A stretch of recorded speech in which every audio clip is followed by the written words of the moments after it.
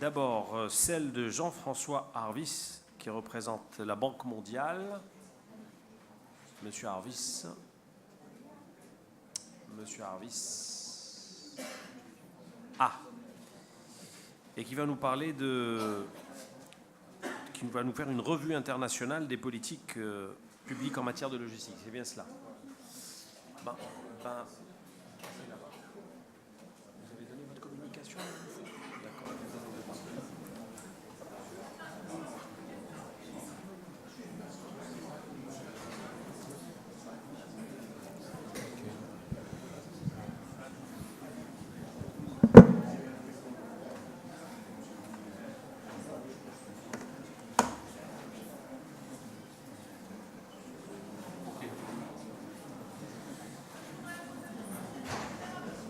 Non, c'est pas possible, madame. Désolé. C'est pas une. Elle veut poser une question. Si vous voulez avoir une information, je vous demande de vous diriger directement vers les représentants d'Astron. Ce n'est pas un format classique de conférence. C'est des ateliers, il y a un jury qui note. Donc le temps qui leur a été réservé est terminé. On ne peut pas donner plus de temps que cela. Merci.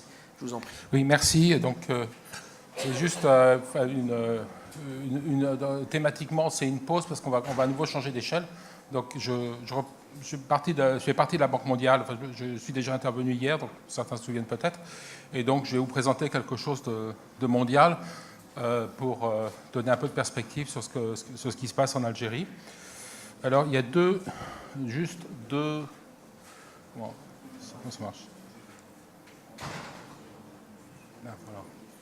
OK. Donc, il y a les concepts de logistique, c'est plus ou moins performant, supply chain. Donc, au niveau microéconomique, on sait que c'est des choses qui sont liées à des indicateurs de délai, de coût, de flexibilité, de prévisibilité des chaînes logistiques.